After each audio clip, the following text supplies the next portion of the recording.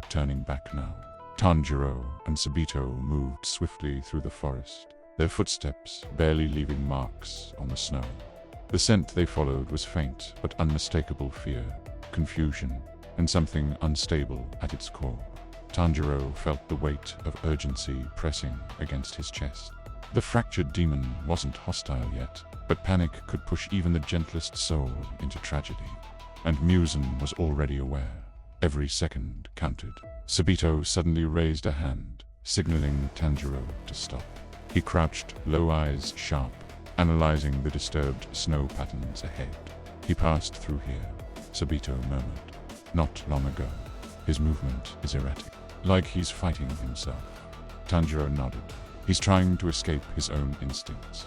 Sabito glanced at him with suspicion. You speak as if you know him. I don't, Tanjiro said softly. But I understand what it means to carry something you didn't ask for. Sabito didn't respond, but his gaze lingered on Tanjiro, a moment longer than usual, as if he were trying to peel away every secret he wasn't being told. They continued moving. The trees thinned as they reached a cliff overlooking a frozen river. At the edge stood the fractured demon, staring at the sky with an expression that didn't belong to a demon at all. His eyes flickered between blue and red, colors battling silently inside him. His hands trembled as if some invisible force were pulling him toward violence, even though he resisted with everything he had. Tanjiro stepped forward carefully. I'm glad you're safe. The demon flinched at the sound of his voice. He turned, looking weaker than before, his usual calm fractured by fear. You shouldn't have followed me. His voice was strained, as if speaking itself required effort. I felt him. The moment he appeared. Muzan is searching for me. He won't stop. And when he finds me, he'll twist me into something unnatural. Sabito positioned himself beside Tanjiro, blade ready but not drawn. If you intend to harm anyone, I will end you before Muzan has the chance. The demon shook his head violently. I don't want to hurt anyone. I don't even want to exist. I didn't ask to be born. His voice cracked, filled with a painful sincerity that made Tanjiro's chest tighten. You don't understand what it feels like to be made from a mistake in time. Tanjiro took another step. I do understand. If I hadn't come back with my memories, you wouldn't be suffering right now. This is my responsibility. I won't abandon you. The demon stared at him, bewildered. Why? Why carry the burden of something so monstrous? Tanjiro's answer came without hesitation. Because no one deserves to be alone. Something in the demon's expression softened just for a moment, but then he froze. His eyes widened, and he jerked his head toward the trees behind them. He's getting closer. Tanjiro's heart skipped. Sabito tightened his grip on his sword. Muzan, the young warrior asked. No, the demon whispered. Someone else, but familiar, a memory, displaced. Before Tanjiro could speak, a figure leaped down from a branch above, landing silently in the snow. A girl, small in stature but with fierce eyes, glared at the demon with unmistakable intent. Tanjiro recognized the stance, instantly precise, sharp, tightly controlled. Kanao, he whispered. But Kanao didn't look at him. She only stared at the fractured demon with unblinking focus, coin held tightly in her hand. She flipped it once, caught it, and her expression hardened. She's been tracking him, Sabito muttered. Tanjiro stepped forward, but Kanao raised her blade in warning, her gaze never leaving the demon. He's dangerous. His aura is unstable. He cannot be allowed near civilians. Her tone was calm, but Tanjiro could hear the faint tremor of instinct. She was acting on duty, but also something deeper. Something her training had carved into her. Kanao, wait. He hasn't hurt anyone, Tanjiro pleaded. That's not the point, Kanao replied. The potential is enough, and you being here confirms it. This demon is tied to something unnatural. The demon lowered his gaze. See, even she feels it. Even someone with no memories of the other timeline can sense I don't belong. Tanjiro stepped between them. No, I won't let you kill him. Kanao's eyes flicked to him for the first time. Then explain why his aura feels like a distortion. why it feels like a wound. Tanjiro clenched his fists. Because he is one Sabito, exhaled sharply. Tanjiro Kanao tightened her grip on her sword. If he stays alive, Muzan will find him. And if that happens, countless people will die. The demon trembled. That's why I begged Tanjiro to end me. Why won't he understand? Tanjiro's breathing deepened with resolve. Because ending you means giving up on the idea that this timeline can still be saved. You're proof that things are changing. Maybe for the worse, but maybe for the better. I won't kill you. Not unless there's absolutely no other way. Kanao looked at him calmly, then flipped her coin again. Tanjiro's heart pounded as it spun through the air. When she caught it, she lowered her blade slightly but not fully. For now, she said, I'll trust your judgment, but only for now. The demon collapsed to his knees, exhausted from fear and relief all at once.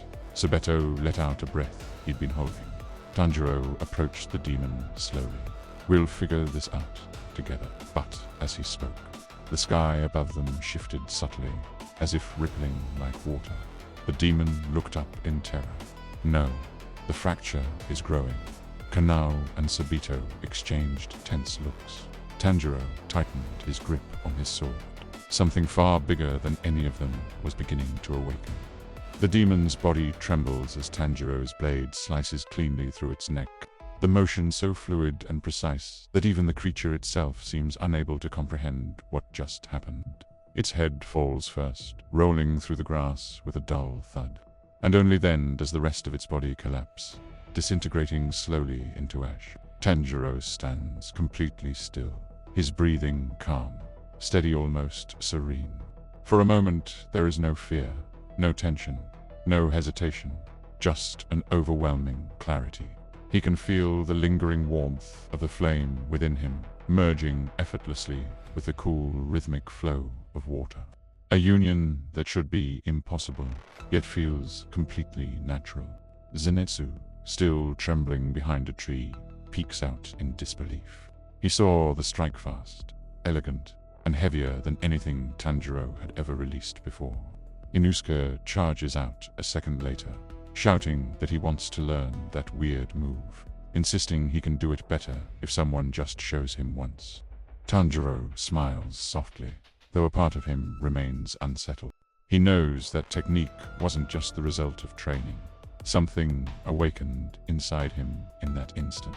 Something ancient, familiar, and undeniably powerful. He tightens his grip on his sword, trying to make sense of it.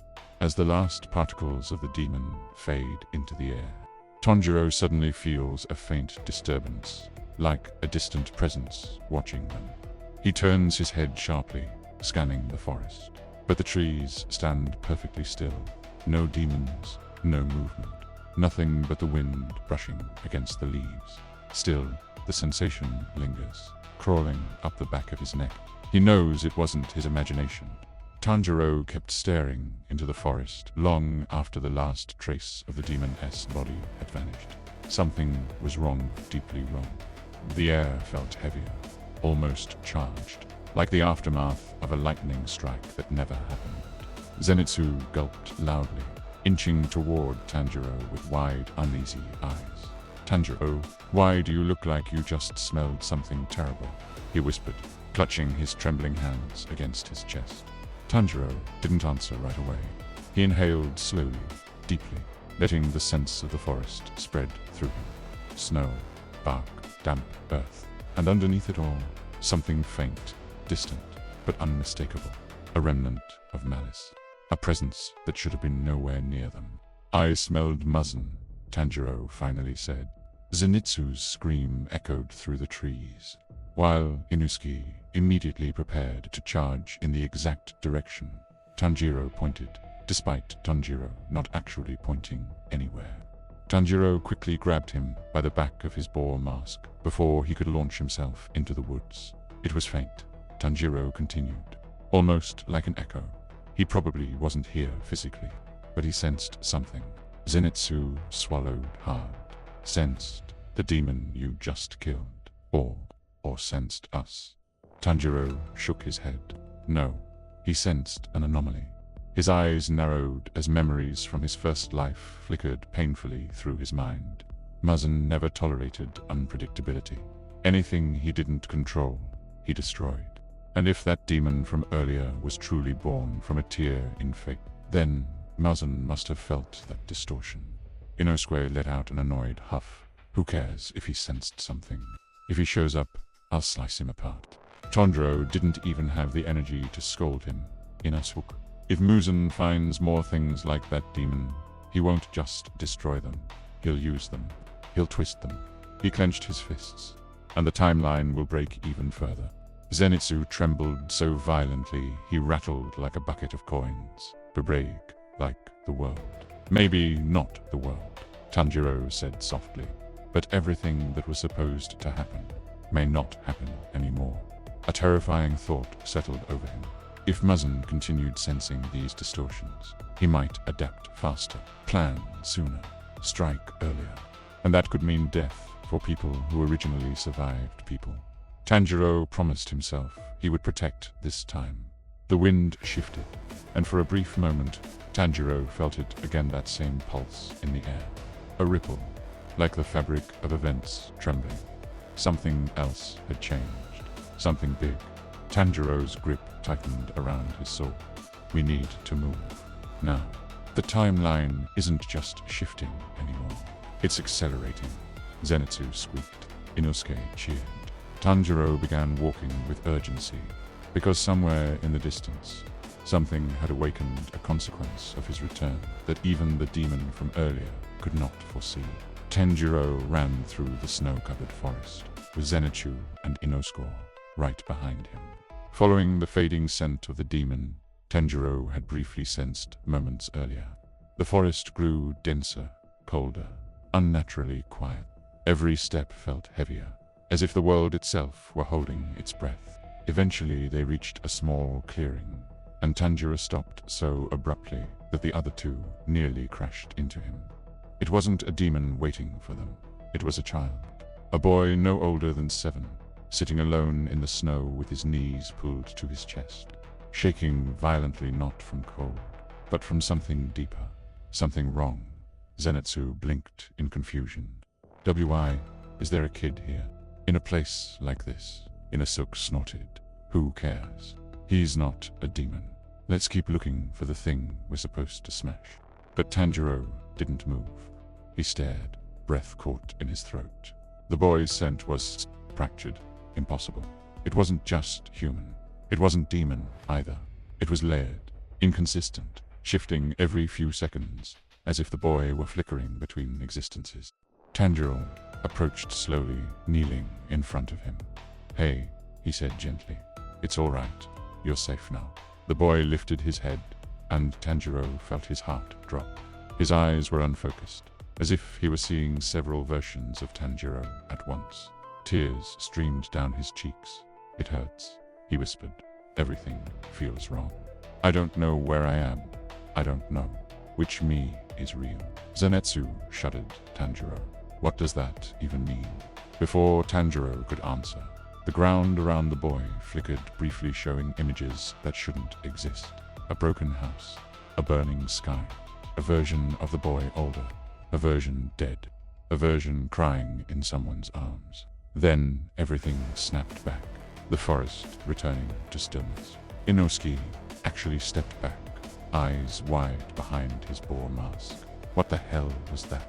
Tanjiro swallowed hard. This child, he's just like the demon. A distortion. Another consequence of my return. He placed a hand on the boy's shoulder. "What's your name?" The boy sobbed harder. I don't know anymore." Zenitsu trembled violently. "Tanjiro, this is bad. This is beyond bad. If these timeline things keep appearing, they will," Tanjiro said quietly. "As long as I'm here with memories I shouldn't have." The boy suddenly gasped, clutching his head. "Someone is calling me. Something hungry. Something angry. It wants me. It knows I'm wrong." Tanjiro felt the blood drain from his face. That sensation, the boy described it, was identical to the demon from earlier, sensing music. Distortions were like signals, and the strongest demon alive was listening.